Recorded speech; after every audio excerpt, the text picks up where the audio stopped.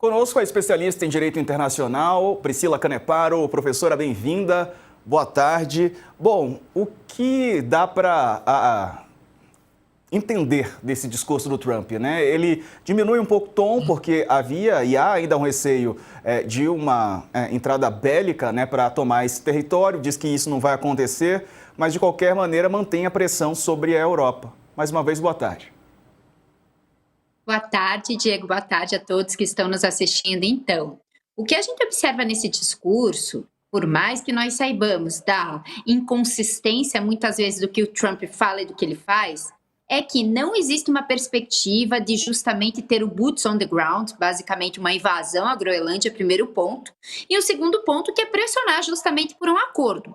Tanto é verdade que a gente observa nesses últimos minutos que ele suspendeu a tarifa adicional que seria imposta aos países que, enfim, mandaram soldados, mandaram tropas e principalmente se posicionaram favorável a que a Groenlândia permanecesse como parte justamente da Dinamarca, de 10%. Então, o que a gente observa é que, muito provavelmente, a gente já tem, né, um esboço de um acordo em relação a essa área chamada de Groenlândia, né, controlada pelo governo da Dinamarca, e o que o Trump quer com isso. Eu acho muito difícil que a Dinamarca, de fato, venda a Groenlândia para os Estados Unidos, e a gente precisa voltar um pouco no tempo e lembrar que nos anos 50 a Dinamarca e os Estados Unidos fizeram um acordo em que possibilitaria com que os Estados Unidos tivessem bases militares na Groenlândia. Hoje os Estados Unidos só tem uma porque ele quer só ter uma, e de fato a gente não entende muito bem o que o Trump quer. A gente sabe que o Trump tem uma vocação pessoal para ter aquela parcela territorial, e a gente tem que lembrar que nesse ano, em 4 de julho, vão fazer 250 anos da independência dos Estados Unidos, e o Trump quer cunhar seu nome na história com essa ideia de territorialismo.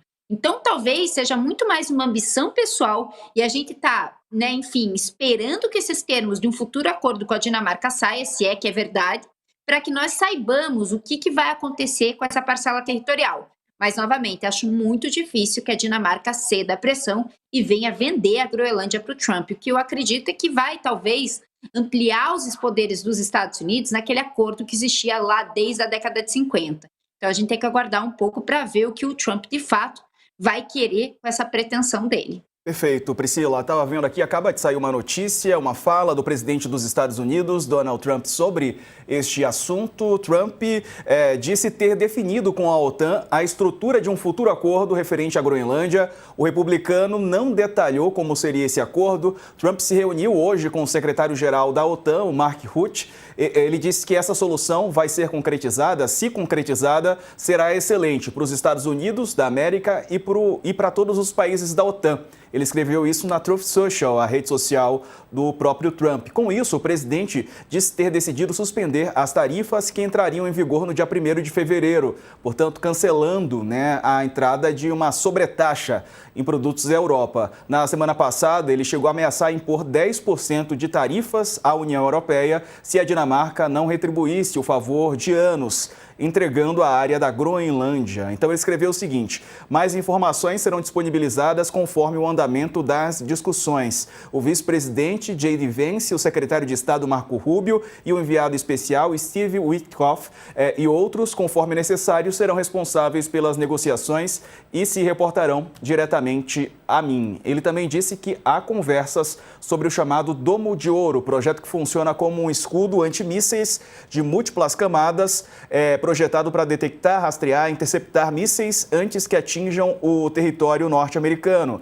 Estão sendo realizadas discussões adicionais sobre o Golden Dome no que se refere à Groenlândia. Mais informações serão disponibilizadas à medida que as discussões avançarem. Hoje, Trump havia pedido negociações e disse que não usará a força. Nós mostramos agora há pouco esse momento. Professora, o anúncio feito pelo Trump, né, de um acordo com a OTAN, a ver quais serão, né, as bases desse acordo.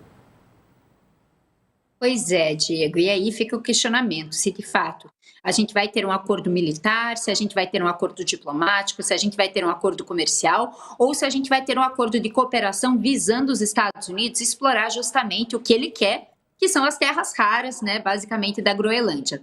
Primeiro ponto que eu acho importantíssimo destacar é que a postura europeia com certeza influenciou também essa posição do Trump. Não apenas esse framework de acordo, né, esse projeto de acordo, mas também nesse momento que a Europa não se fez conivente com as ações do Trump. Até então, a Europa estava falando, bom, tudo bem, vamos ceder aqui, vamos negociar. A Europa fez o seguinte, né, aprovado inclusive hoje, não vamos mais ter aquele acordo com os Estados Unidos em relação ao tarifaço, para que nós possamos, né, continuar com esse comércio, ainda que deficitário, com os Estados Unidos, para que o Trump não aplique esse tarifaço. A Europa voltou atrás nesses últimos dias, né, mais especificamente hoje, saiu a concretização dessa ideia, e a Europa se mostrou firme, posição que o Trump tem respeitado. Vídeo que aconteceu com a China, vídeo que aconteceu com o Brasil.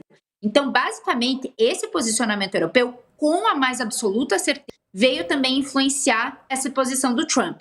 Um segundo ponto que é importante a gente destacar é que, pelo fato do Trump ter conversado com o secretário-geral da OTAN, a gente pode vislumbrar, sim, alguma perspectiva de privilégio para os Estados Unidos, vamos colocar assim. Por quê? Porque a gente sabe que o secretário-geral da OTAN tem um excelente relacionamento com o Trump, a gente costuma dizer que, inclusive, né, ele se submete às vontades do Trump, ele é um exímio admirador do Trump, então com certeza ele deve ter feito algo para ceder. Mas o mais importante aqui é que o Trump ligou esse domo de ouro, efetivamente, esse acordo da Groenlândia, e talvez tenha um cunho militarizado esse acordo. O que eu não acredito que seja o foco principal do Trump, porque, novamente, a gente sabe que os Estados Unidos tem um grande acordo com a Dinamarca para poder ter bases militares e defender, inclusive, a Groenlândia, né? Mas talvez seja essa a justificativa para o mundo que o Trump vai dar.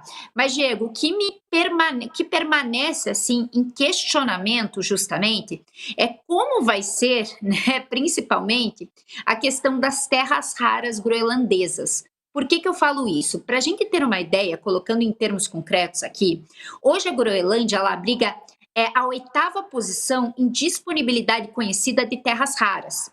Com o aquecimento global, com o degelo justamente desse território que compõe a Groenlândia, a gente tem uma prospecção que talvez ela venha ocupar o 2º lugar em disposição de terras raras. Né? Basicamente, o Brasil sairia da 2ª posição, cairia para a 3ª e a Groenlândia estaria na 2ª. E a gente sabe, né, que nas últimas décadas a questão das terras raras também se transformaram, tão importantes quanto a disponibilidade de petróleo. Então, o que me causa alguma dúvida, algum questionamento, é como é que vai ficar essa questão. Se vai haver um acordo de concessão de exploração das terras raras da Groenlândia ou se não vai haver. Então, a gente tem que ficar atento para esses pontos que a gente sabe que o Trump não quer dar alguma perspectiva de andamento para um acordo que não traga lucratividade para os Estados Unidos e principalmente para os interesses pessoais dele próprio.